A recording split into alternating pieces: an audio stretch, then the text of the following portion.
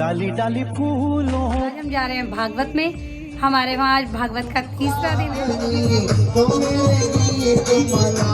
श्वास श्वास पर कृष्ण भज पल हर क्षण परमात्मा। भाव विभोर हो गई, तन मन की सुध बुध भी भूल गई। आ जाए तो खारी बना दे, चाहे गज का बना दो मुझे वो।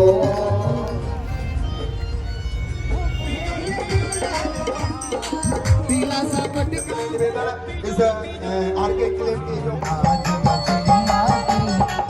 पार्वती पते हर हर हर महादेव। आंटी ने भी प्रसाद ले लिया। Guys welcome back to our YouTube channel back to Bhat. So guys आज का व्लॉग स्टार्ट करते हैं। आज हम जा रहे हैं भागवत में। हमारे वहाँ आज भागवत का तीसरा दिन है। कल का दिन हमारा मिस हो गया। पहुँच गए हैं भागवत में। अरे घोड़े अब घोड़े सब तेरे अर्पण घोड़े सब तेरे। हेलो तो मेरे गीत मना सबरिया कन्हैया लगला मोई ले चल बंदी साबरी चल बंदी।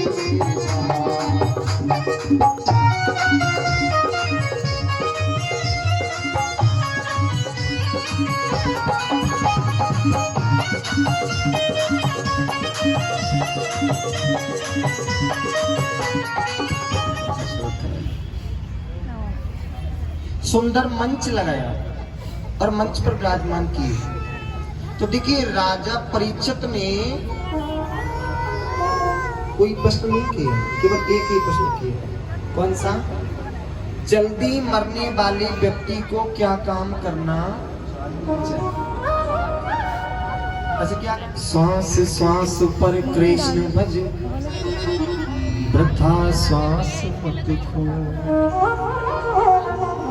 ना मालूम या श्वास की फिर आबन होई न।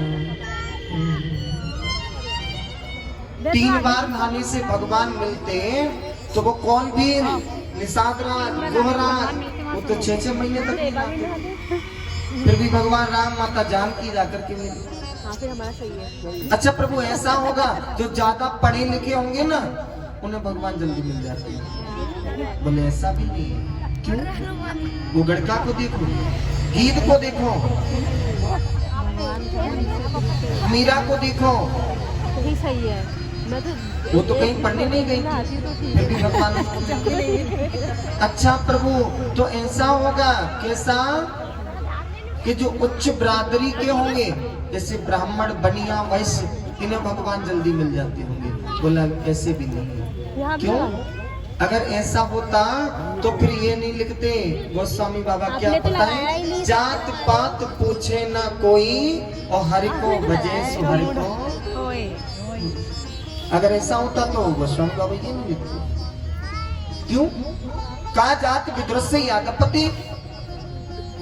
विदुर जी तो काशी के पुत्र थे फिर भी उन्हें भगवान मिल गए। विदुर जी की कथा तो सुनिए ना। अगर किसी के साथ में विश्वासघात कर दो और सोचो कि हम सुखी हो जाएंगे, सुखी नहीं हो पाए। तो आज समझाते हैं, कहते हैं प्रभु आप इसको रोको। क्यों? आप आंखों के अंधे तो वैसे ही हो, हृदय के अंधे क्यों बन रहे हो? इस अन्याय को रोको। इन बातों को छुप करके दुर्योधन सुन रहा था। दुर्योधन सुन रहा था। दुर्योधन गुस्से में आया और आकर के विदुर जी से बोला, हमारा ही खाता है और हमारे प्रति हमारे पिता को भड़काता है, निकल जाए यहाँ से, नहीं तो धक्के देकर के बाहर निकाल दे। विदुर जी बोले आज बोल रहा है कल निकालेगा, इसलिए एक काम करो पहले से ही निकल। और तुम याद रखियो, हाँ बहू बेटा ज्यादा लड़के लग जावे ना किनारों कर लिए। किनारों कहा भक्ति को मार्ग पकड़ लियो, फिर तो माल की छोड़ दी बिल्कुल। दुर्योधन ने कन्हैया का निमंत्रण किया, हस्तिनापुर में बुलाया। हस्तिनापुर में जैसे ही बुलाया कन्हैया आए तो पता है ऊपर छतों पर माताओं को बिठा दिया है सुमन लेकर के। क्या लेकर के? सुमन। अब सुमन किसे बोलती है? फूल। लेकिन नहीं, सुमन सुमाने अच्छा, मन माने अपना मन। चाहे कितने भी फूल बरसा दो कन्हैया पे, जब तक ये सुमन अच्छा नहीं होगा तब तक इन सुमनों का कुछ होने वाला। सुमन माताओं को छतों पर बिठा दिया है कि सुमन बरसाओ, अपना मन बरसाओ। माताएं छतों पर बैठी हैं कि आज हमारे राघवेंद्र आएंगे, आज हमारे कन्हैया आएंगे, हमारी प्रीतम आएंगे, तो आज हम पुष्पों की वर्षा करेंगे। अब जैसे ही कन्हैया आए तो पता है सबकी निगाहें कन्हैया का, मेरा कन्हैया तो केवल सुंदर।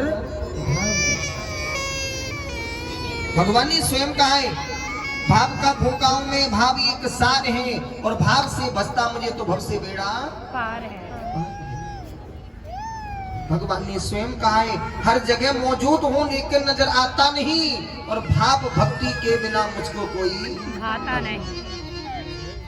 बाजार में जाते हो सब्जी लेने के लिए, जब सब्जी लेते हो तो उससे भी भाव करते हो, सब्जी लेने पर भाव करते हो, तो बताइए कन्हैया बगैर भाव के आ जाएंगे? वो तो आप सब्जी ले रहे हो तब भाव करना पड़ रहा है, तो मेरा कन्हैया कहां से बगैर भाव के आएगा साहब? वो भी चैन नहीं किया और जा करके तुरंत दरवाजे को खोल दिया। भीगे वस्त्र है, तन मन की सुध बुध बिल्कुल भूल चुकी है, तुरंत दौड़ी गई, कन्हैया का हाथ पकड़ लिया, पकड़ करके अंदर ले गई। आओ प्रभु यहाँ बैठ जाओ। कन्हैया से बोली ये जगह अच्छी नहीं है, आगे चलो। फिर आगे ले गई। कन्हैया से बोली यहाँ बैठ जाओ। कन्हैया बैठने को हुए, खड़े हो। बोले क्यों? बोले ये जगह अच्छी नहीं है। पूरे में घुमा दिया। थोड़ी देर बाद एक पट्टा लिया, उल्टा किया और डाल दिया। बोले प्रभु यहाँ बैठ जाओ। मेरे प्रभु उल्टे पट्टे पे ही बैठ गए, उल्टे पट्टे पर बैठ गए। थोड़ी देर बाद पेट पर हाथ घुमाया और बोले काकी जी, हाँ जी एक बात कहें? बोले बोलो। बोले काकी जी मेरे ताई तो बहुत भूख लग रही है। क्या हुआ? बोले काकी मुझको बहुत भूख लग रही है। काकी बोली अभी तुम्हारे काका जी आमे, माखन मिश्री लामे, फिर हम आपको खिलावे। बोलना ना अभी चाहिए, इसी समय चाहिए। विदुरानी बोली और तो कुछ नहीं है घर पे, सब्जी के लिए, भाजी के लिए कच्चे केले रखे हुए थे। तुरंत अंदर गई और जाकर के केले लेकर के आई और लेकर के सामने रख लिए। अब भाव देखिए विदुरानी का, छील रही है केले को छीलते क्या करती है पता है? इतनी भाव विभोर हो गई कि जो गूदा होता है ना उसको तो फेंक देती है और छिलका लेकर के कन्हैया को खिला देती है। एक नहीं, दो नहीं, तीन नहीं, चार नहीं, तकरीबन 35-40 छिलके खिलाती है। और मेरे प्रभु बड़े प्रेम से खाते जा रहे हैं, बड़ा आनंद आ रहा है। थोड़ी देर बाद काका विदुर आए। विदुर जी ने आवाज लगाई, विदुरानी दरवाजा खोलो, कन्हैया आने वाले हो गए। बोले आने वाले हो गए कि आ गए? बोले कहाँ है? बोले ये बैठे। थोड़ी देर बाद बोले विदुरानी तुमने इनको कुछ खिलाया? बोले और तो कुछ नहीं था, सब्जी के लिए, भाजी के लिए कच्चे केले रखे थे वही खिला दिए। कहने लगे खिला दिए? बोले हाँ। विदुर जी की जैसे ही निगाह गई तो देखा कि गूदा तो ये पड़ा है, छिलका कहीं दिखाई नहीं दे रहा है। इतनी भाव विभोर हो गई, तन मन की सुध बुध भी भूल गई कि मैंने धोखे से आपको छिलके खिला दिए। काका विदुर बोले विदुरानी ये तुमने क्या कर दिया कि हमारे दरवाजे पर कन्हैया आए और तुमने उनको केले के छिलके खिला दिए। काका विदुर ने एक केला लिया, छील करके जैसे ही गूदे को खिलाया, कन्हैया बोले काका जी एक बात कहूं? बोले कहो। कि जो आनंद काकी के छिलकन में आ रहा वो जगूदा में लाया, जो स्वाद मुझको काकी के छिलकों में आ रहा था वो इसमें नहीं आ रहा है। जैसे भगवान से पूछा भी है कि प्रभु आपको आनंद कहाँ कहाँ आया है? बोले दो ही जगह। कहाँ कहाँ? एक शिविर बिरनी के यहाँ बेर खाए तब, या काका विदुर के यहाँ केले के छिलके खाए। ऐसा है मेरा श्याम, ऐसी है मेरे कन्हैया, अपने भक्तों के लिए तो वो कुछ भी करने के लिए तैयार है। साहब उन्होंने तो स्वयं कहा है अहम भक्तम पराधीन, मैं तो भक्तों के पराधीन हूँ, एक बार मेरी तरफ आकर के तो देखो। पर आते कहाँ है साहब? आती हूँ पड़ोसन से बोलना चलो दीदी कथा सुना। क्या बोलती है? अरे घर का सारा काम पड़ा है, तुम्हें कथे की पड़ रही है, हम क्या करें? बच्चों से नहीं फ्री हो पाती। अभी नहीं है, लेकिन पता है जब तक रहेगी जिंदगी फुर्सत ना होगी काम से, और कुछ समय ऐसा निकालो प्रेम कर लो श्री राम से। याद रखना ये जिंदगी है, ये कभी खत्म होने वाली नहीं है। जिंदगी ऐसा, इसे तो जीना पड़ेगा, लेकिन जीने के साथ साथ परमात्मा को भी याद करना। भगवान से पूछा गया, भक्तों ने पूछा प्रभु आपको आनंद कहाँ कहाँ आया? बोले दो ही जगह आया, शिविर बिरनी के यहाँ बेर खाई तब, या काका विदुर के यहाँ केले के छिलके खाई तब। इसीलिए तो कहते हैं, क्या पता है न जाने कौन से गुड़ पर, न जाने कौन से गुड़ पर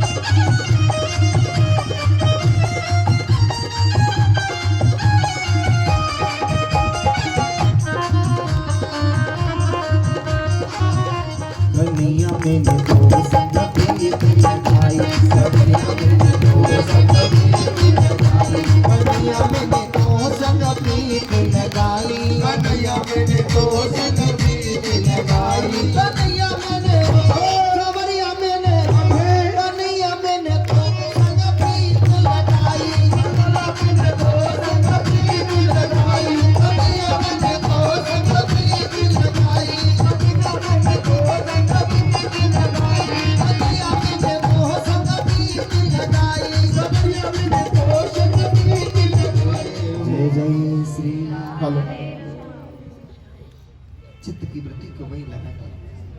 तो भगवान कभी जात बरादरी नहीं देखते, जात पात पूछे ना कोई, और हरि को भजे सुहरि को कोई।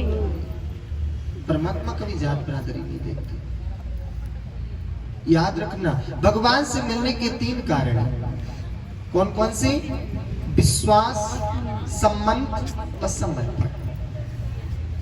विश्वास अगर है तो बाकी बिहारियां हैं, और विश्वास नहीं है तो आप श्रीधाम वृंदावन में चले जाओ, वहां भी बिहारी जी नहीं। विश्वास। दूसरी बात संबंध, संबंध बनाना पड़ेगा जी। पिता मान लो, पुत्र मान लो, भाई मान लो, शत्रु मान लो, आप जो भी मान लोगे वही बनकर के ठाकुर जी आपके सामने आ जाकी रही भावना जैसी, और प्रभु मूरत देखी तिन। कौन कहता है भगवान आते नहीं, द्रौपद की तरह तुम बुलाते। कौन कहता है भगवान खाते नहीं, सबरी की तरह तुम खिलाते। कौन कहता है भगवान सोते नहीं, यशोदा मैया की तरह तुम सुलाते। परमात्मा तो आज भी आने के लिए तैयार है साहब, एक बार बुला करके तो देखो। इतना प्रेम तो हो, भाव तो हो, विश्वास तो हो, श्रद्धा तो हो, तभी तो परमात्मा है। जब विश्वास नहीं है, विश्वासम सो फलदायक। पता है प्रहलाद जी को विश्वास था किस बात का? किस खम्भे में मेरे भगवान हैं। अभी आगे कथा आएगी प्रहलाद जी की, मेरे भगवान हैं। तो पिताजी से बोल दिया। पिताजी ने पूछा, अच्छा एक बात बता, तेरा भगवान कहाँ है? बोले पिताजी मेरा भगवान? बोले हाँ। हरि व्यापक सर बक्र समान, हरि व्यापक सर बक्र समान। अब भगवान ने सोचा मेरा नन्हा सा बालक है, कहीं लाल खम्भे को देख करके ये ना कह दे कि इसमें मेरा भगवान नहीं है, तो मेरा भक्त भी झूठा पड़ जाएगा और मैं भी झूठा पड़ जाऊंगा। इसलिए भगवान ने क्या किया, एक लाल चींटी का रूप बनाया और बना करके ऊपर से नीचे, नीचे से ऊपर उतरना चढ़ना चालू कर दिया। प्रहलाद जी महाराज समझ गए कितना गर्म खम्मा जो लाल पड़ रहा है, जब इस चींटी नहीं मर रही तो जरूर मेरा भगवान इसी में। बोले पिताजी मेरा भगवान इसी में है। और खम्मे को फोड़ा तो देखा कि स्वयं नरसिंह भगवान उसमें से निकल करके आए। बोली नरसिंह भगवान की। कहने का मतलब विश्वास होना चाहिए, विश्वास होना चाहिए। सूर अनेक फिरे कर मांगत पेपर सूर सुस्वाद कहाई। पुन ताल मजीरा बजाती फिरे मीरा मतबारी सी चाह कहाई। सिया राम कथा कितनों ने लिखी पर तुलसी सी मर्याद कहाई। और नरसिंह बसे प्रति खम्मन में पर काडन हारो पहलाद। भगवान तो आज भी आने के लिए तैयार है साहब, लेकिन तुम्हारे अंदर विश्वास होना चाहिए, प्रेम होना चाहिए, भक्ति होनी चाहिए, तभी तो परमात्मा आएंगे। लेकिन ये सब कब मिलता है? संग के प्रभाव से। क्यों? कि जितासनो जिश्वासो जित संगो जितेंद्रिय स्थूले भगवते रूपे ते देवा यदि मन्यसे। जितासनो, पहले तो एक जगह बैठने की आदत डालो, कम से कम 4-5 घंटे आसन को जीतो। जितासनो जिश्वासो, फिर प्राणायाम करना सीखो। तीसरी बात है जित संगो, फिर संग को जीतो। जैसा करोगे संग और वैसा लगेगा। आया समझ में? ऐसे समझ लीजिए भाई, जैसा आप संग करोगे वैसा आपको क्यों मिलता है? शराबी ज्वारी वैश्यागामी की संगति करोगे तो आपके ऊपर वही असर आएगा। एक बात बताएं, बेटी का रिश्ता करने के लिए जाओ तो कभी परिवार को मत देखो कि इसका परिवार कैसा है। देखना है तो केवल उस लड़के को देखो कि लड़का कैसा है, पहली बात। पर लड़के के साथ साथ उसके परिवार को मत देखो कि इसके परिवार में कैसे संस्कार है। देखना है तो उसकी संगति को देखो कि इसकी संगति में कैसे संस्कार है, कैसी संगति कर रहा है। घर वालों से बच्चे की पता नहीं लगेगी, लेकिन उसके जो बैठने वाले होंगे ना यार दोस्त, उनसे पता लगेगी कि कैसी संगति में बैठता है। अगर अच्छे लोगों की संगति में बैठता होगा तो इसके अच्छे विचार होंगे, और गलत लोगों के साथ में बैठता होगा तो इसके गलत ही विचार। परिवार से पता नहीं चलता, बल्कि उसकी संगत से पता लगता है कि इसकी संगत कैसी है, क्योंकि जैसी संगत होगी वैसा उसके ऊपर रंग चढ़ा होगा। आ जाए तो खारी बना देती है, और वही बूंद अगर सत्संग का प्रभाव है साहब। लेकिन संगत अच्छी करो, जैसा करोगे संग वैसा लगेगा। केवल संग का ही प्रभाव है। एक संत भगवान थे, 2 तोते खरीद करके लाए। 2 तोते खरीद करके लाए और ला करके उन्होंने अपने आश्रम में रख दिए। अब जैसे ही उनके भक्त आए, शिष्य आए, तो एक तोता ने पहले बोला, आइए जय श्री राधे, जय श्री कृष्णा, पधारिए। तोता बोल रहा है। भक्तों ने देखा, अरे ये तो बड़ा सुंदर तोता है। आते ही जय श्री कृष्णा, जय श्री श्याम बोल रहा है, ये तो बड़ा सुंदर तोता है। जैसे ही अंदर पहुंचे, दूसरा वाला बोला, ओए मारो काटो भगाओ लूटो भगाओ। भक्त कहने लगे, ये कैसा तोता है? अरे ये तो जय श्री श्याम जय श्री राधे बोल रहा है, और ये मारो काटो लूटो भगाओ, ये क्या चक्कर है? तुरंत संत भगवान के पास में गए और जाकर के कहा, बाबा तोते तो दोनों एक ही है। बोले हाँ। कलर दोनों का एक ही है? बोले हाँ। फिर एक बोल रहा है जय श्री राधे जय श्री श्याम, एक बोल रहा है काटो मारो भगाओ, ये क्या कारण है? बोले सुनो, ये जो तोता है ना, जो जय श्री श्याम बोल रहा है, ये संतों के यहाँ पड़ा हुआ है, और जो मारो काटो लूट लो बोल रहा है, वो एक चोर के यहाँ पैदा हुआ। तोते तो एक ही है, लेकिन संग का केवल संगत का प्रभाव है। इसने चोर की संगति की है, इसलिए इसको वही याद है, मारो काटो लूट लो। और इसने संतों की संगति की है, इसलिए जय श्री राधे जय श्री श्याम बोल रहा है। इसीलिए मैंने कहा है कि जैसा करोगे संग और वैसा लगेगा। संगत का बहुत बड़ा प्रभाव होता है साहब। करो तो सही, परमात्मा की भक्ति में लग तो जाओ। पहले आओगे, मैं मानता हूं, जैसे ही पहले आओगे तो आपका मन नहीं लगेगा, लेकिन जैसे ही अंदर तक चले जाओगे ना, बड़ा मन लगेगा। क्योंकि ये भक्ति है, या तो इसमें मन लगता नहीं है, अगर लग गया तो फिर इतना जल्दी हटता। माला भी लेकर के बैठ जाएंगे, पता है माला तो 80 की स्पीड में चल रही होगी, पर पता है क्या बोल रही होंगी, दादी कह रही होंगी, देख देख, क्यों, अरे वो छत पे कपड़े पड़े वो सूखे है कि नहीं, देख देख धूप निकली है कि नहीं। माला 80 की स्पीड में चल रही है। भगवान भी समझ जाते हैं, ऐसी माला मती जपो, राम नाम जपना पराया माल, ऐसी भक्ति मत करो, दिखावा मत करो। भगवान ने स्वयं कहा है, दिखावा मुझे पसंद नहीं है। मैंने कभी नहीं कहा कि 24 घंटे माला लेकर के बैठ जाओ भक्ति करते रहो, भगवान ने कभी नहीं कहा। भगवान ने तो स्वयं इतना ही कहा है,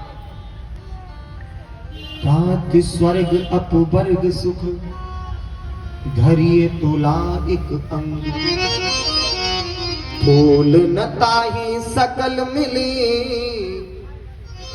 जो लबु मां सत्संग। एक पलक का गिरना और उठना, अगर इतना भी सत्संग मिल जाए तो कल्याण होने में देरी, पर मिलेगा कब, जब आपका मन, आपका तन बिल्कुल शुद्ध होगा, परमात्मा के प्रति होगा। इसीलिए मैंने कहा भगवान से मिलने के 3 कारण हैं, विश्वास, संबंध और तीसरी बात आती है समर्पण। तेरा तुझको, आरती कौन कौन बोलते हैं, सभी पे आती होगी, क्या बोलते हैं, तेरा तुझको, लेकिन केवल मंदिर में ही कहते हो इस बात को, केवल मंदिर में ही कहते हो कि नहीं, तन मन धन सब है तेरा और तेरा तुझको अर्पण क्या लागे, केवल मंदिर में कहते हो। घर पे आओगे बच्चे पूछेंगे माँ किसकी हो, बोले बेटा आपकी। हाँ। केवल मंदिर में, हाँ। और उसके बावजूद भी क्या बोलते बताएं, सुख संपत्ति घर आवे कष्ट मिटे, संपत्ति घर में आनी चाहिए, इससे संकट दूर हो जाए। कभी भक्ति मांगी, मुक्ति मांगी, जरूरत ही ना है साहब। किसकी जरूरत है, केवल संपत्ति की। दुनिया में 2 ही बड़े, दामोदर और दाम, और दामोदर बैठे रहे दाम करे सब। सिस्टम बदल दिया साहब। लेकिन परमात्मा कहते हैं, सत्य बात तो ये है, तन मन धन सब है तेरा और तेरा तुझको अर्पण क्या लागे मेरा। अगर एक बार अर्पण कर दिया, मांगने वाली भक्ति कभी उदार नहीं होती है। अच्छा एक बात बताओ, परमात्मा को पता नहीं है कि मेरे बेटाओं को, मेरी बेटियों को किस चीज की जरूरत है। हर माँ बाप को पता होती है कि मेरी संतान को किस चीज की जरूरत है। ऐसे ही परमात्मा को भी पता है कि मेरे भक्त को किस चीज की जरूरत है। और संबंध तो बनाओ, जिससे ठाकुर जी से संबंध है उनके घर में आनंद ही। एक भजन गाते थे, जिससे मेरे सामरे का संबंध है उनके घर में आनंद ही। एक बार ठाकुर जी के चरणों में आकर के तो देखो, चित्त की वृत्ति को वहीं लगा दे। आज कहने लगे, प्रभु जात पात पूछे ना कोई, याद रखना जीवन में कभी अभिमान मत ही करना। हेड़ा चो हेड़ा कश्यपु 2 भाई थे। तो एक दिन क्या हुआ, हिडाच इतना बड़ा पापी था कि संतों को, ब्राह्मणों को बड़ा सताता था, बहुत ज्यादा अत्याचार करता था। जब अत्याचार करता था तो उसी समय देवता घबराने लगे। बोले प्रभु, बोले क्या है, ये हिडाच बड़ा परेशान करता है। बोले तो क्या करें, बोले इसका कल्याण करो। भगवान ने कहा चिंता मत करो। भगवान की एक छींक आई और नाक के द्वारा 12 भगवान का प्राप्त हुआ। बोली 12 स्वरूप भगवान की। अब 12 स्वरूप भगवान का प्राप्त क्यों हुआ? किसी और का भी तो रूप लेकर के आ सकते थे, 12 रूप लेकर के क्यों आए? क्योंकि हिडाच ने चारों तरफ विष्ठा की दीवार लगा रखी थी। और विष्ठा की दीवारों को कौन तोड़ सकता है? केवल सूख। 12 है ना, शुगर 12 बोलते हैं शुगर को, केवल वही। नारद जी बोल रहे हैं तुम्हें क्या काम है? बोले बाबा, बोले हाँ कि मेरी बाजू में बहुत तेज खुजली हो रही है, तो क्या करें? बोले मुझसे युद्ध करो। नारद जी बोले भैया हम तो भगवान के भक्त हैं, हमसे कोई युद्ध नहीं आता।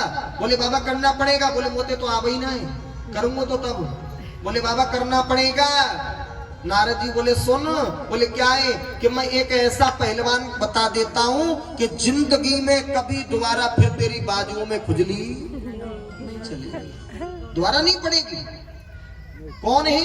बोले अपनी पृथ्वी यानी अपनी डाड़ों पे पृथ्वी को लेकर के आ रहा है, जल्दी से चले जाओ। बोले ठीक है। इधर से हिडाच पहुंचा, उधर से मेरे प्रभु आ रहे हैं, प्रभु आ रहे हैं। अब देखिए आपस में दोनों की तकरार हो गई, तकरार हुई। हिडाच कहने लगा भगवान से, लगता तो तू सुअर जैसा है, लेकिन एक बात बता, इस पृथ्वी को लेकर के कहां जा रहा है? भगवान नहीं बोले। फिर दोबारा से बोले, सुनता नहीं, तू लगता तो सुअर जैसा है, पर इस पृथ्वी को लेकर के कहां जा रहा है? भगवान बोले अब तो बोलना पड़ेगा। भगवान बोले तेरे जैसे गांव के शेरों का पता लगाने के लिए। अब गांव का शेर कौन होता है? कुत्ता। कौन होता है? कुत्ता। अब बताइए एक से सुअर कहो, एक से कुत्ता कहो, तो झगड़ा होगा कि नहीं होगा? होगा। ये जीव ही तो है जो सब कुछ करा देती है ना। केवल ये एक जीव ऐसी है जहां लड़ाई झगड़ा नहीं होता हो वहां भी कराती नहीं। ऐसे समझ लो, एक बार जीव और दांतों में झगड़ा हुआ, बताएं तो दांतों ने जीव से कहा सुनो, बोले क्या है कि ऊपर भी हमें नीचे भी हमें, तुम ज्यादा मत बोला करो वरना तुम्हारे छोटे छोटे टुकड़े कर देंगे। बोले मेरे? बोले हाँ तुम्हारे। बोले कर तो तब दोगे जब रह जाओगे। क्यों? बोले एक ही किसी से ऐसी बोल दूंगी तो तुरंत एक ही मुक्के में सबको बाहर निकाल करके एक मुक्के में बाहर निकाल करके रख देगा। बोले अच्छा? बोले हाँ। तब कहा क्या पता है? हरे पत्ती सन के बीच बसती है, हरी पत्ती सन के बीच बसती है, और तो न खावे काट जीव तेरे, जीव तेरे, जीव तेरे अजब निराले काट, जीव तेरे अजब निराले काट। पत्ती सन के बीच बसती है, तो न खावे काट जीव तेरे, जीव तेरे, जीव तेरे अजब निराले काट, जीव तेरे अजब निराले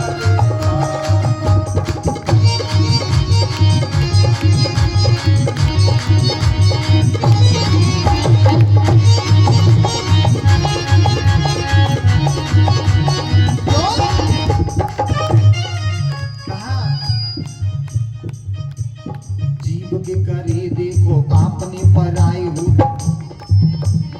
केवल एक जीवी तो है। अच्छा एक बात बताओ, आप हमको जानते थे? नहीं जानते थे। केवल एक जीव की करी तो जान रहे हो, कथा सुना रहे हो तभी तो जान रहे हो। जीव के करे देखो आपने पराई हो, जीव ही ने कहियो बारे बांट के कराई, जीव ही पे प्रेम हुई, जीव ते लड़ाई है, जीव ही मुकद्दमा में जाए दे गवाई है।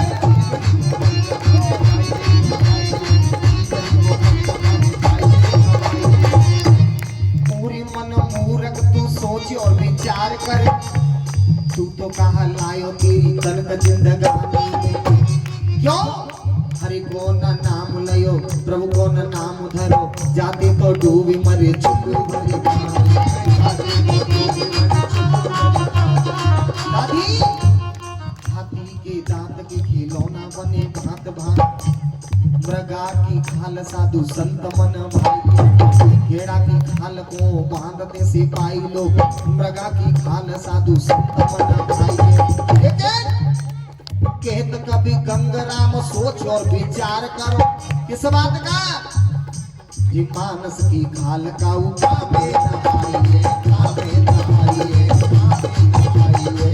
पति सन के बीच बसतिए, पति सन के बीच बसतिए, तो न भावे तात जीवते, जीवत रे अजब निराले तात जीवत रे नारी राम सिया राम जय जय राम सिया राम जय जय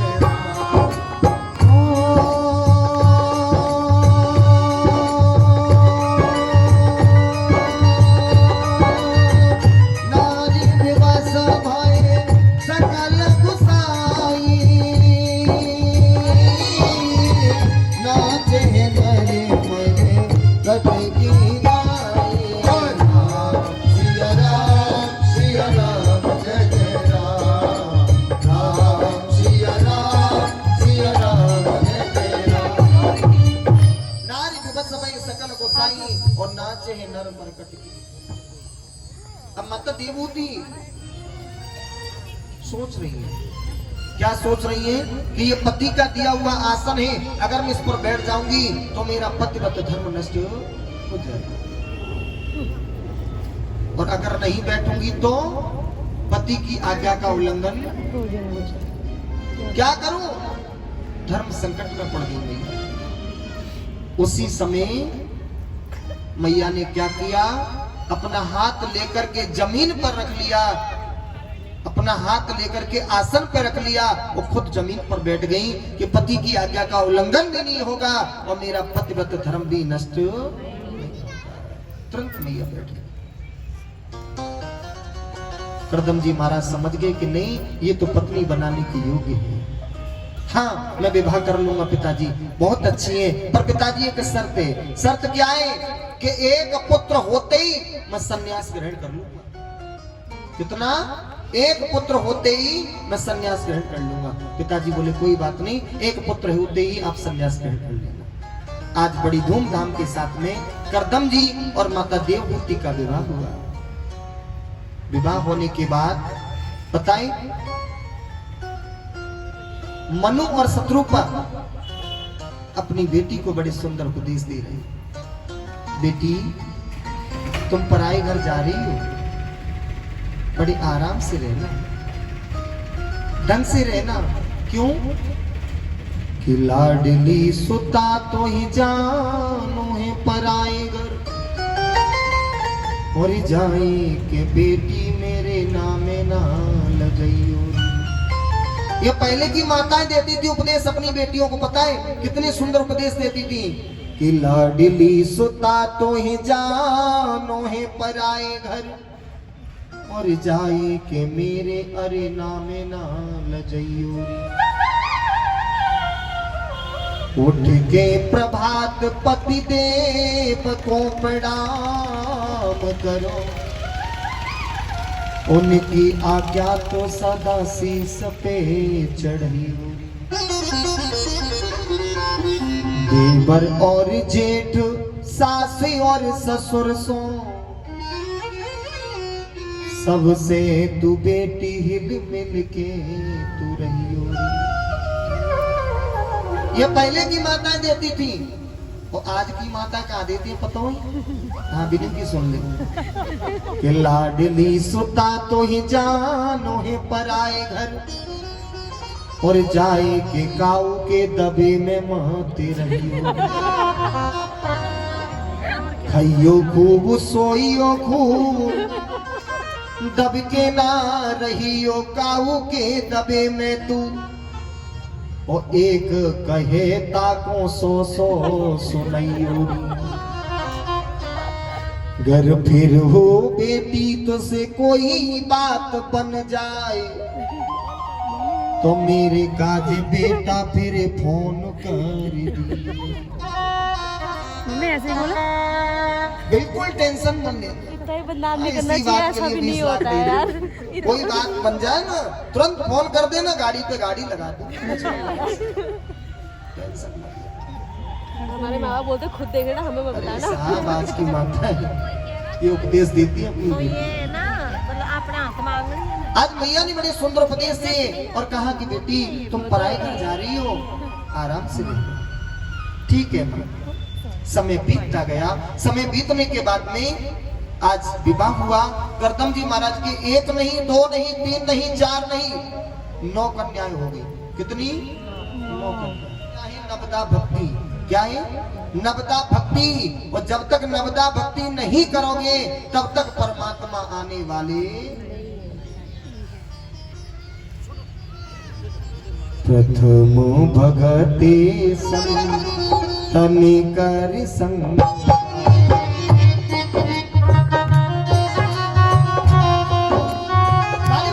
सभी भगते संग तनिकर संग।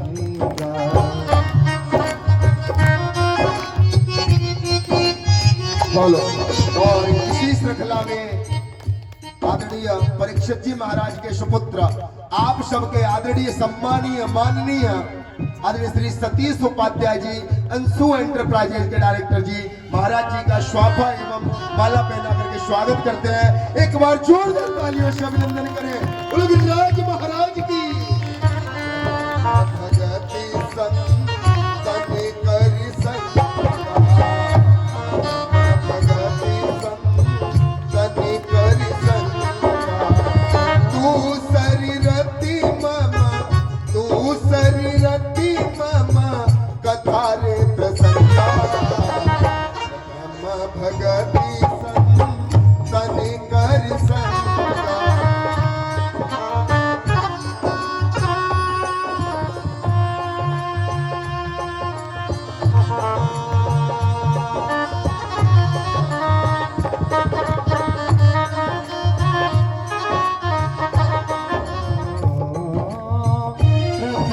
भगति तनिकर संगा दूसरी रति कथा रे प्रसंगा। दूसरी रति कथा रे प्रसंगा। जोर से बोलो। गिरिराज बाबा गोवर्धन में तुम्हारी आवाज कॉलोनी तक भी नहीं जा रही। उच्च स्वरेड़ा बोली बांके बिहारी लाल की। बड़ी सुंदर आज व्यास जी ने कथा सुनाई विश्वास समर्पण संबंध। अभी ये कथा का मध्यांतर चल रहा है। चाहे ब्रज का बना दो मुझे वो, चाहे ब्रज का बना दो मुझे वो। मसालो इन्हीं चरणों में, मसालो में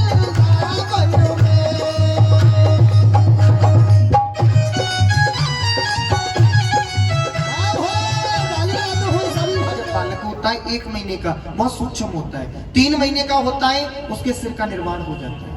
4थे 5वें महीने में जाकर के उसका संपूर्ण शरीर तैयार हो जाता है। 6वें 7वें महीने में वो घूमना प्रारंभ कर देता है। कभी मत्ती का खा लेती है, कभी मीठा खा लेती है, उसे बड़ी परेशानियां होती है। 8वें महीने में उसने जितने भी कर्म कुकर्म किए हैं सब उसे याद दिलाए जाते हैं। भगवान से कहता है प्रभु बस एक बार मुझे बाहर निकाल दो, मैं 24 घंटे तुम्हारा भजन।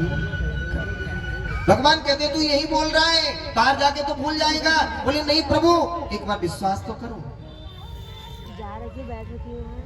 अच्छा हाँ। 9वां महीना लगा, प्रसव वायु की पीड़ा ने धक्का दिया और वो बाहर आ गया। बाहर आते कहता है कहाँ कहाँ कहाँ? वो कहता प्रभु अभी तो मैं आपसे बात कर रहा था, आप कहाँ पे आ गया? बाहर आया, माँ ने खिलौने डाल दिए, खिलौनाओं में मन बच गया। माँ ने क्या किया? बोतल ली, निप्पल चढ़ाई लल्लू के मुंह में। अब बचपन में दूध की बोतल, स्कूल जाने लगा कोल्ड ड्रिंक की बोतल, और बड़ा है गयो साहब फिर तो पिएगा दारू की बोतल पर बोतल तो पिएगा। जैसा करोगे वैसा भरोगे, सीधी सी बात है। हाँ जी। और बड़ा हो गया, सबको बता दिया, मम्मी चाचा पिताजी सब कुछ। हाँ अब लाला स्कूल पढ़ने के लिए जा रहा है। 4 किलो को लल्लू, 40 किलो को बस्ता टांग के जाए इंग्लिश मीडियम में। और वहां पे क्या पढ़ाया जा रहा है? मम्मी से कहता है मोम। क्या बोलता है? Mom dad. अच्छा 2 अक्षर तूने अपनी तरफ से लगाए हैं, 2 हमारी तरफ से जोड़ लेना। मोम के पीछे बत्ती और लगा देना, सीधी मोमबत्ती बन जाएगी। उधर डैड लगाया ना, पीछे बॉडी और लगा देना, सीधी डेड बॉडी हो जाएगी। सत्य बताना दादी, जो मोमबत्ती जल जाती थी नीचे पड़ा रह जाता उससे क्या कहते? मोम। आज हमारी औलाद हमारी माँ से कह रही है मोम। हाँ मोम। सही कह रहे हैं। कितने बड़े संस्कार दिए जा रहे हैं। सो जाएगा राजा रंग फकीर, कोई सिंहासन बन चला कोई बंधा जंजीर। वो लेने वाले आ गए, वो पूछ रहे हैं तूने सारा जीवन कैसे निकाल दिया? कहते हैं क्या? अरे कैसे गुजरी बाप रे कैसे गुजरी, वो कैसे गुजरी बाप रे कैसे गुजरी, अब मुखियो ना भजनवा कैसे गुजरी, मुखियो ना भजनवा कैसे गुजरी।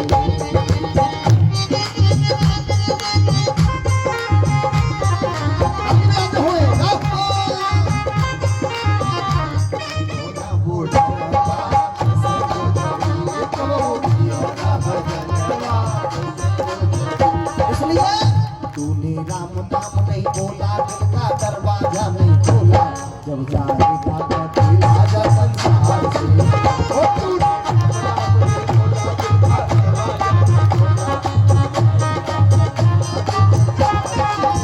तूने राम नाम नहीं बोला, दिल का दरवाजा नहीं खोला, जब जाएगा अकेला जब संसार से, जब जाएगा अकेला जब संसार से, जब जाएगा अकेला जब संसार।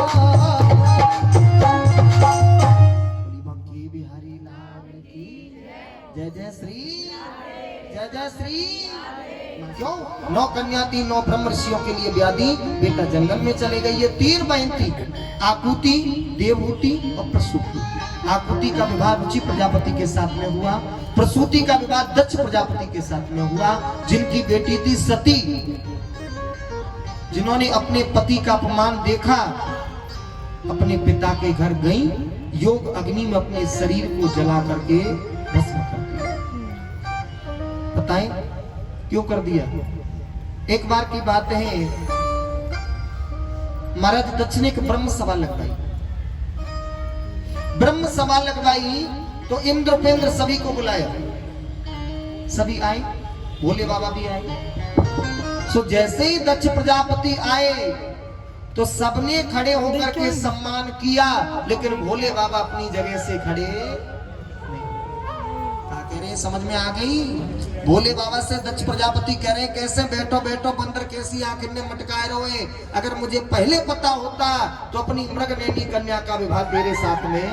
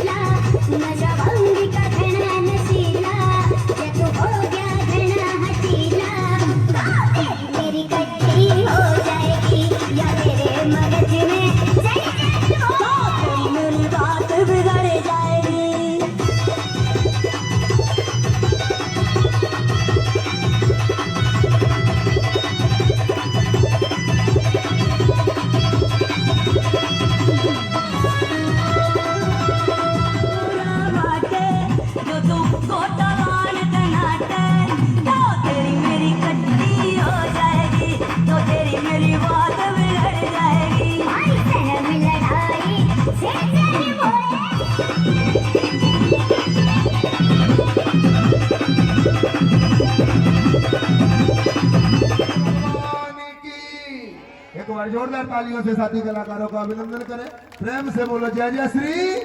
आइए सती चित्र की तरफ चलते हैं। बोली बांकी बिहारी लाल की जय, जय जय श्री। चित्त की वृत्ति को वहीं लगा दें। आज मैया पार्वती, आज मैया सती ने पूछा स्वामी क्या बात हो गई एक ऐसे विमान निकल करके जा रहे हैं अपने ऊपर से। तभी बताए मैया रोहिणी ने कहा, सती तुमको पता नहीं क्या तुम्हारे पिताजी कलखन में यज्ञ करा रहे हैं, तुम्हारे पास पत्रकार नहीं आई? मैया ने कहा मैं पूछती हूँ भोलेनाथ से। भोलेनाथ से पूछा, स्वामी मेरे पिता कलखन में यज्ञ करा रहे हैं और बेटी अगर ससुराल में हो और पीहर जाना हो तो 2 मिनट नहीं लगेंगे, तैयार होकर के आ जाएगी। बोले चले। समझ रहे हो? नहीं आई समझ में? ऐसे समझ लो, बेटी अगर ससुराल में हो, पीहर जाना हो तो 2 मिनट नहीं लगेंगे, तुरंत चल देगी। बोले चले? बोले चलो। अगर बेटी पीहर में हो और ससुराल जाना हो तो सुबह से सजेगी तब कहीं शाम को। इसलिए रास्ते का वर्णन नहीं दिया। जाकर के मैया ने देखा तो जो भोले बाबा का भाग था ईशान कोण में वो खाली पड़ा है। मैया को गुस्सा आ गई। मैया देवताओं से बोली, देवताओं अब मैं क्रोध करूंगी। बोले किसके ऊपर मैया? बोले किसी और के नहीं, खुद अपने ऊपर करूंगी। मैया ने योग अग्नि ली और लेकर के अपने शरीर पे लगा ली। आज मैया धू धू करके जल गई। बोली बाकी बिहारी लाल की। जैसे ही मैया ने अपने शरीर को जलाया, नंदीश्वर दौड़े दौड़े गए बाबा के पास में। बोले बाबा गजब हो गया, गजब हो गया। बोले क्या हुआ? बोले मैया ने अपने शरीर को जला करके भस्म। बाबा ने जटा उखाड़ करके जमीन पर पटकी, वीरभद्र नाम राक्षस को पैदा कर दिया। वीरभद्र गए, जा करके आज ध्वजा पताका उखाड़ते हैं, स्वाहा। भृगु महाराज हंस रहे थे, एक मुक्का मारा, दांतों को निकाला, यज्ञ मंडप में स्वाहा। भृगु महाराज दाढ़ी हिला रहे थे, दाढ़ी को उखाड़ा, यज्ञ मंडप में स्वाहा। महाराज दक्ष को पकड़ लिया, जैसे माताएं भीगे वस्त्र को निचोड़ती हैं, ऐसे सिर अलग और धड़ अलग लेकर के यज्ञ मंडप में स्वाहा। देवता घबराने लगे, भोले बाबा की शरण में गए। भोले बाबा ने कहा पहले इनका सिर लगवाओ। आज अजा का सिर लाए और ला करके लगा दिया। बम बम कहकर के उच्चारण किया। आज राजा दक्ष महाराज ने तो एक नाम और भोले बाबा का पड़ गया, बम भोले नाथ। बोली बम भोले महाराज की जय हो। आज भोले बाबा ने मैया के शरीर को लिया, कंधे पे रख लिया। जहां जहां मैया के अंग प्रत्यंग गिरते गए वहां पर एक योगिनी पीठ बन गई। जैसे कान गिर गए तो कनकेश्वरी माता बन गई, जीव गिर गई तो ज्वाला माई बन गई, ऐसे मैया की योगिनी पीठ बन गई है। आज भी लोग मकर संक्रांति पे जाते हैं, उन पे जल चढ़ा करके अपने जीवन को धन्य। इसके बाद प्रियव्रत उत्तानपाद 2 भाई थे, 3 बहन थी, आकुति, देवहूति, प्रसूति, और उसके बाद में 2 भाई थे प्रियव्रत उत्तानपाद। अब प्रियव्रत किसे कहते हैं, उत्तानपाद किसे कहते हैं? उत्तान माने ऊपर, पाद माने पैर। पैसे के द्वारा, इज्जत के द्वारा, सम्मान के द्वारा जिसके समाज में पैर ऊंचे उठ जाए वही तो व्यक्ति उत्तानपाद है। इनकी एक पत्नी थी, सभी जानते हैं ध्रुव जी महाराज को, तो जिनका नाम था सुनीति। आनंद के साथ में रहते थे। एक दिन गए घूमते हुए तो एक सुरची नाम की नारी को देखा, महाराज मोहित हो गए, उसे लेकर के घर पर आ गए। तो सुरची ने देखा सुनीति को, कहने लगी महाराज ये कौन है? बोले ये हमारी पत्नी है। बोले जब तुम्हारे पत्नी थी तो फिर मुझे लेकर के क्यों आई? क्यों? हम तो राजा हैं, 2 शादी कर ले, 3 कर ले। बोले नहीं महाराज, एक म्यान में 2 तलवार नहीं रहती। कांटो बुरो करील को और बदरई की घाम, और सौत बुरी है चून की और साजे को। महाराज एक म्यान में 2 तलवार नहीं रहती है, या तो इस घर में ये रहेगी या मैं रहूंगी। महाराज ने बड़ी रानी सुनीति को घर से निकाल दिया, सुरची को घर में रख लिया, क्योंकि सुनीति गर्भवती थी। लेकिन एक शब्द नहीं बोला, वो भी एक नारी थी, तुम भी एक नारी हो और वो भी एक नारी है, कुछ नहीं बोला। जाकर के पड़कुटी बना करके रहने लगे। समय आने पर एक बालक हुआ जिसका नाम ध्रुव रखा गया। इधर उनके भी, सुरची के भी एक बालक हुआ जिसका नाम उत्तम रखा गया। एक दिन ध्रुव जी महाराज खेलते खेलते पहुंच गए पिताजी के पास में। पिताजी ने गोदी में लिया ध्रुव जी को, उत्तम जी को नीचे छोड़ दिया। सुरची ने देखा, अच्छा मेरे बेटे को पहले जंगल में जा, भगवान को प्राप्त कर, भगवान से कहना कि मौसी के गर्भ के द्वारा मेरा जन्म हो, तब तुम यहाँ पर बैठने के अधिकारी हो। बोले ठीक। आज माँ के पास में गए रोते रोते। रोते रोते गए। तो माँ से कहा, माँ मौसी ने मुझे डांटा और ये कहा कि जंगल में जा, भगवान को प्राप्त कर। पता है माँ क्या बोल रही है? अगर मौसी ने कहा है तो ठीक कहा है, तुझे जंगल में जाना चाहिए, भगवान की प्राप्ति करनी चाहिए। कहाँ भेज रही है माँ? जंगल में। किस लिए? भक्ति करने के लिए। बताए मौसी ने कहा तो माने ये नहीं कहा कि मौसी से झगड़ा करना। तुम भी एक माँ हो, वो भी एक माँ दिया था उसने बच्चे ध्रुव जी महाराज जंगल में चले गए। जंगल में जाकर के भगवान की प्राप्ति, भगवान की प्राप्ति करके भगवान की गोदी में बैठ करके आए। तो पता है यहाँ पे आकर के 36,000 बरस तक राज्य हो गए और भोग करके कितना सुंदर स्थान मिला है। आज भी लोग कहते हैं जब तक सूरज चांद रहेगा तब तक ध्रुव तेरा नाम रहेगा। बोली ध्रुव जी महाराज की जय हो। देखिए ये कथाएं हमें क्या सिखाती है? ये कथाएं हमको यही सिखाती है। हिरणाक्ष के भाई थे हिरण्यकश्यपु। जब उनको ये पता लगा कि मेरे भाई को बारह बन करके भगवान नारायण ने मार दिया है, तो ब्रह्मा जी से वरदान प्राप्त किए, ऊपर मरूं न नीचे मरूं, अस्त्र से मरूं न शस्त्र से मरूं, पशु से मरूं न नर से मरूं। और कहने का मतलब ये है कि 12 महीनाओं में नहीं मरूं। उसी का वो होएगा उससे। समझ रहे? फिर बोले प्रभु मुझे अजर अमर बना दो। ब्रह्मा जी बोले हम खुद ही अजर अमर ना आते तो तुम्हें कहां से बनाए देंगे? बोले तो वरदान दे दो। बोले वरदान दे देंगे। ठीक है, वरदान लिया, लेकर के घर पहुंच गए। समय आने पर इनके एक बालक हुआ जिसका नाम प्रहलाद रखा गया। प्रहलाद रखा गया तो इनके गुरु पुत्र संडा और अमर उनसे कहा कि जाओ मेरे बेटे को ले जाओ, सुंदर शिक्षा दीक्षा देना। बोले ठीक है। आज ले गए। ले जाकर के कम से कम 2 वर्ष हो गए। अब तो हिरण्यकश्यपु ने सोचा शायद मेरा बेटा कुछ सीख गया। पिताजी आपने कुछ सीखा है? बोले हाँ पिताजी सीखा है। तो एक बार श्रवण करा दो। सुनो पिताजी कि श्रवणम कीर्तनम विष्णु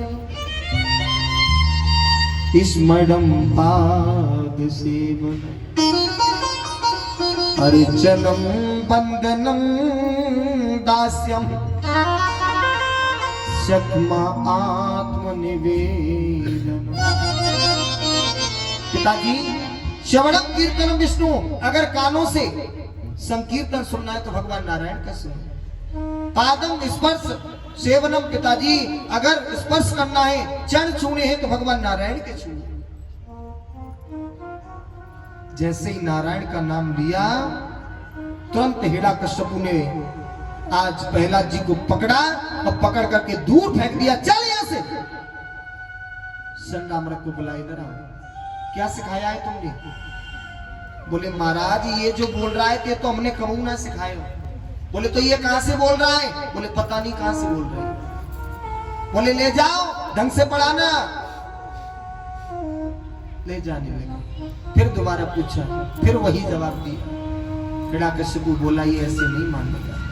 पहाड़ों से फिकवा दिया, ठंडे तेल को गर्म करवा के उसमें डलवा दिया, हाथी के पैरों के नीचे कुचलवा दिया। लेकिन कहती है ना, जाको राखे साया मार सके ना को, बाल न पाका कर सके चाहे जग बेरी हो। जिसका स्वयं ठाकुर रखवाला हो, रक्षक परमात्मा हो, बताइए उसे कौन मार सकता? आज उसी समय उन्होंने क्या किया? बोले इसे काल कोठरी में बंद कर दिया। काल कोठरी में बंद कर दिया। रात्रि हो गई। मैया लक्ष्मी भगवान नारायण के लिए भोजन लेकर के आई। भगवान नारायण ने कहा लक्ष्मी मेरा भक्त भूखा है और मैं भोजन करूं? ऐसा नहीं हो सकता। तो पहले मेरे भक्त को भोजन करा के। मैया लक्ष्मी आई और आकर के अपने हाथों से प्रहलाद जी महाराज को भोजन कराया। प्रहलाद जी को भोजन कराया। प्रहलाद जी की आंखों से अश्रु बहने लगे। जैसे ही अश्रु बहने लगे मैया ने कहा प्रहलाद तुम क्यों रो रहे हो? बोले माँ मुझे नहीं पता था कि भक्ति करने में इतना बड़ा दुख मिलता है, लेकिन आज मुझे पता लगा है कि दुख के साथ साथ सुख भी बहुत मिलता है। अब तक तो मुझे यही लग रहा था कि मुझे बहुत दुख मिल रहा है, लेकिन आज तुम्हारे दर्शन करके मुझे ऐसा महसूस हो रहा है कि दुख की अपेक्षा सुख भी बहुत मिलता है। माँ ने अपने हाथों से भोजन कराया। भोजन कराने के बाद माँ ने कुछ लड्डू रख दिए कि लाला अगर तुझे भूख लगे तो बाद में ये खा ले। बोले ठीक है। इतना कह करके चले। सुबह हुई, हिरण्यकश्यप को बोला अब तो मर गया होगा। जैसे ही ताले को खोला, निकल करके आए, सबसे पहले आके बोले पिताजी राम राम। बोले क्यों रे, सारी रात भूखा रहा फिर भी तूने इसको नहीं भूला? बोले पिताजी कौन कहता है कि मैं भूखा रहा। अंदर गए, प्लेट उठा के लाए, लड्डुओं से लड्डू ला करके बोले पिताजी तुम भी 2-4 खा लो। पिताजी समझ गए कि इसका ठाकुर इसकी देखभाल करता है। इनकी बुआ थी जिसका नाम था ढूंढिका। बुआ ने पूछा भैया क्यों परेशान हो हिरण्यकश्यप से? तो उन्होंने कहा बहन तेरा ये भतीजा मुझे बहुत परेशान करता है। बोले भैया इसकी चिंता मत करो, इसे तो मैं कल मार दूंगा। कैसे? बोले पवन देव की एक शीतल चुंदरी है मेरे पास में, मैं उसे ओढ़ करके बैठ जाऊंगी, आप नीचे अग्नि जलवा देना तो ये जल जाएगा, मैं बच जाऊंगा। बोले ठीक है। आज अग्नि लगवाई। बुआ जी प्रहलाद जी को लेकर के बैठ गई, लेकिन पवन देव की ऐसी कृपा हुई, एकदम से तेज हवा चलने लगी और वो चुंदरी उड़ करके बुआ से प्रहलाद जी पर पहुंच गई और बुआ धू धू करके चल गई। लेकिन दैत्यों ने समझा कि प्रहलाद जल गए तो कीच और मिट्टी डाली, लेकिन सुबह हुआ तो पता लगा कि प्रहलाद जी नहीं बल्कि बुआ जल गई है। तो संतों ने अबीर और गुलाल लुटाया है। उसी दिन से हमारे यहाँ पर होली प्रारंभ हो। एकदम से कहने लगा कि हे द्रवनीत मंदात्मन कुल भेदा, हे द्रवनीत तूने तो मेरी बहन को भी मरवा दिया, अब मैं तुझे नहीं छोड़ूंगा। बोले पिताजी मैंने कब कहा है कि तुम मुझे छोड़ दो? सुनो पिताजी, मोहि राम मोहि राम मोहि राम नाम प्यारो, पिताजी मोहि मत मारो, नाम प्यारो, पिताजी मोहि मत मारो।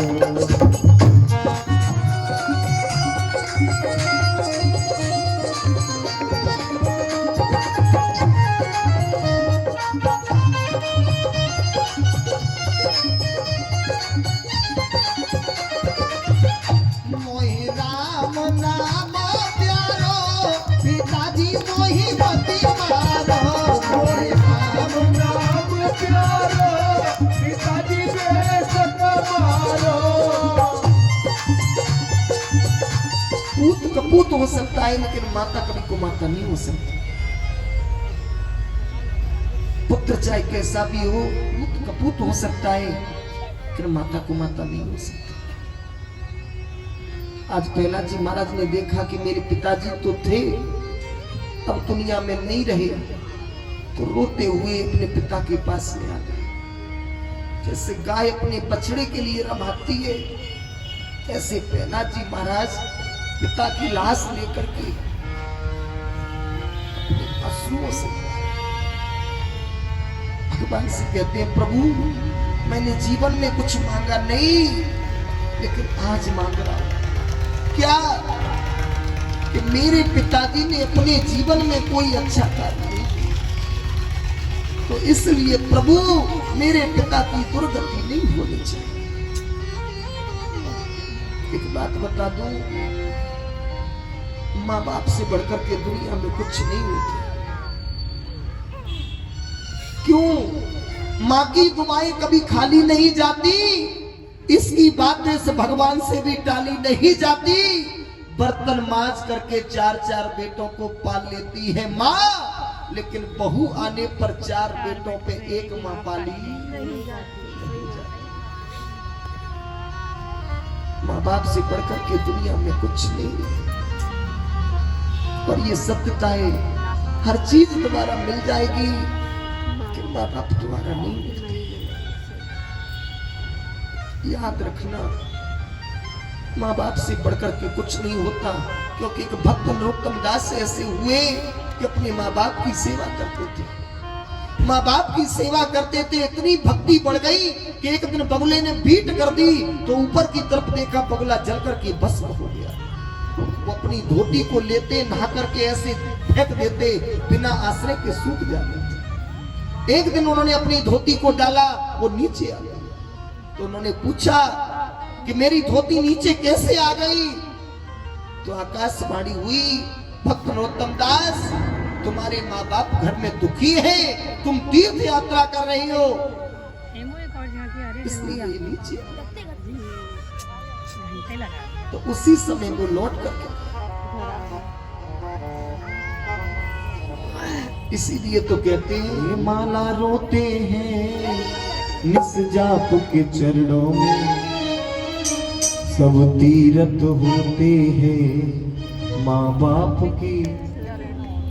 कहाँ होते हैं? चरणों में। सब तीरथ होते हैं माँ बाप की।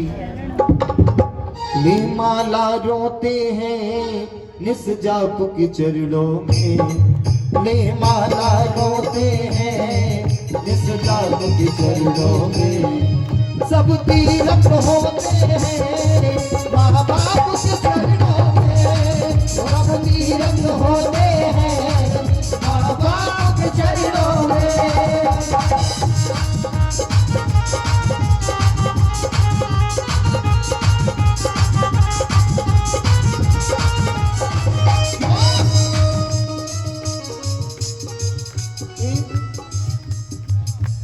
पिता दुखी घर में भूखी डोले अम्मा। और देखिए, ज्यादा नहीं, केवल 5 मिनट और लेंगे आपसे। सुंदर सी झांकी आ रही है वामन भगवान की, आप लोग देखेंगे, उसके बाद आरती होगी। हे पिता दुखी घर में भूखी डोले अम्मा। लोगों को देखा है, भंडारे चला रहे हैं, कांवर लेने के लिए जा रहे हैं, और घर में माँ बाप भूखी प्यासी बैठी हुई। सत्य बताना, वो जो कांवर लेने के लिए जा रहा है, माँ बाप घर में प्यासे बैठे हैं, क्या भोले बाबा उसके जल की स्वीकार करेंगे? हे पिता दुखी घर में भूखी डोले अम्मा, और बेटा गोवर्धन की और दे रहे परिक्रमा, और बेटा गोवर्धन की और दे रहे परिक्रमा। कुछ कर्म भी होते हैं, कुछ धर्म भी होते हैं, माँ बाप के चरणों में। मेरे पिताजी ने अपने जीवन में कोई सत्कर्म नहीं किया, इसलिए मैं चाहता हूँ कि मेरे पिता की दुर्गति नहीं होनी चाहिए।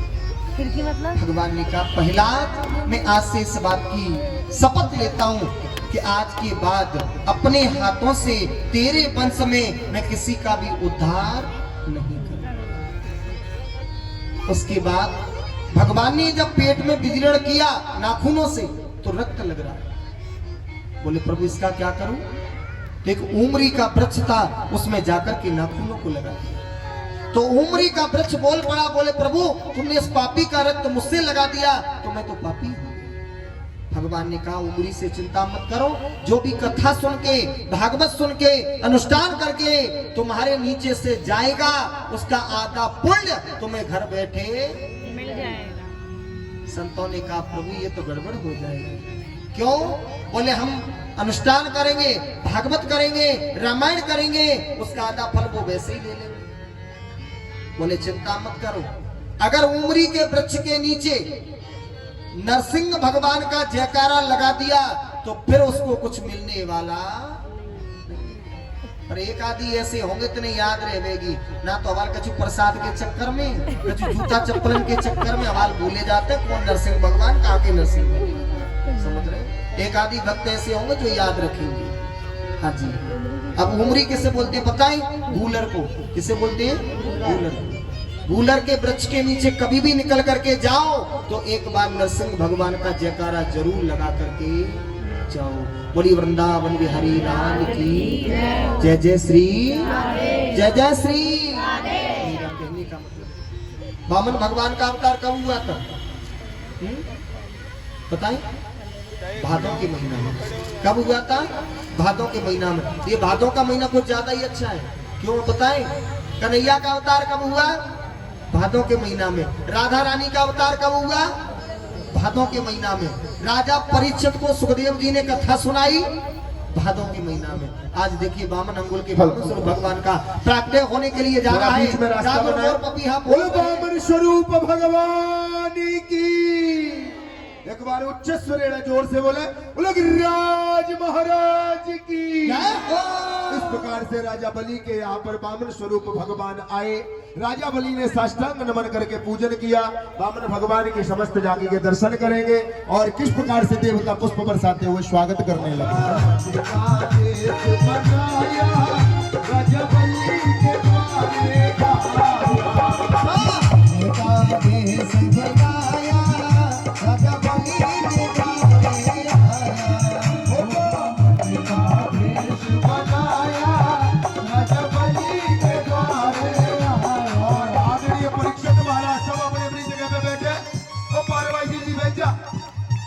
आदरणीय परीक्षित महाराज पहले सपत्नी को पूजन करें, उसके बाद में अनिल चौहान जी सपरिवार पूजन करें वामन भगवान का, और उसके बाद में सभी भक्त एक एक करके पूजन करें। पंडित जी पूजन करवाएं।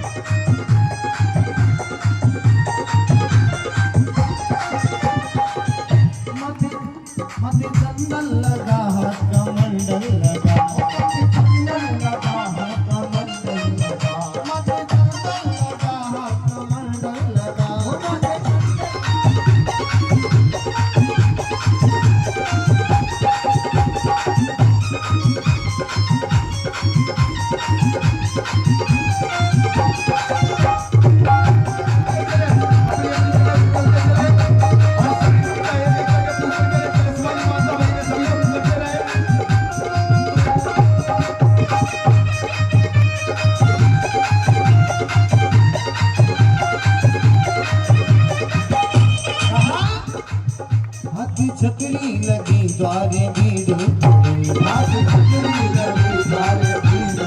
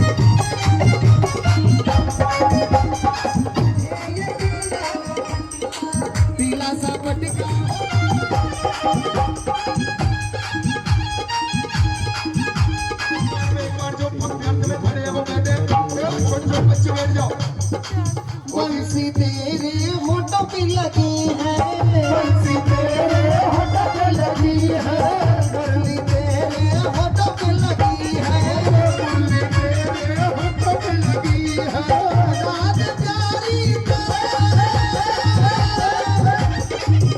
आज सुनात प्यारी बात ओ तेरी तेरी तेरी चाह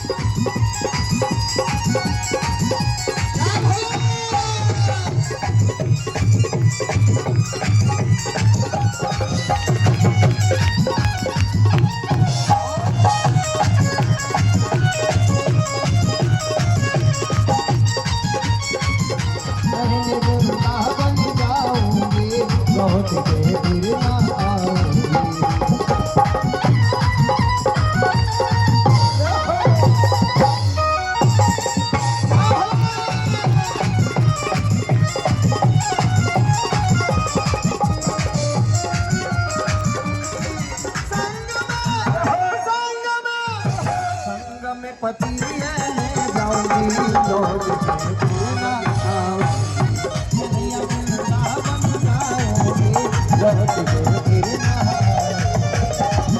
वृंदावन जाओगे लौट के बोले गिरिराज महाराज की। तो देखिए आज के तीसरे दिवस की कथा का समापन और कल इस आर के इंक्लेव को वृंदावन बनाएंगे। क्या बनाएंगे?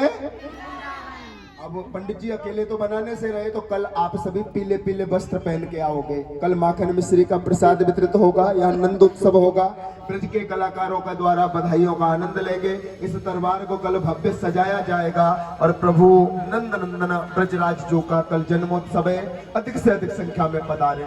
और कल की कथा को हमारे ब्रज में रसगुल्लों की कथा कहते हैं, तो छोटे छोटे बच्चों को अवश्य तत्पश्चात सभी भक्त आरती करें। ओम चंद्रमा मनस हो जाते चतुर्दश सूर्य हो जायत श्रोता द्वादश प्राण सुमुखाद जायत दीपम ज्योति परम ब्रह्म दीपम ज्योति जनार्दन दीपम हरत में पापम शांत दीपे नमोस्तुते आरार्तिकम प्रारंभ करो। अधरी धरी करो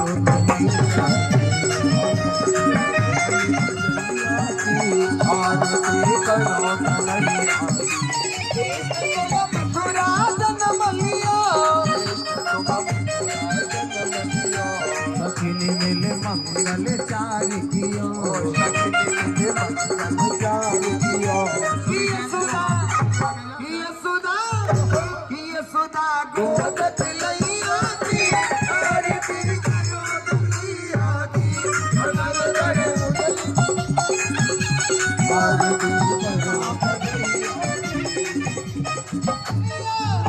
कालिया नाग नकैया आरती करो दुनिया की आरती करो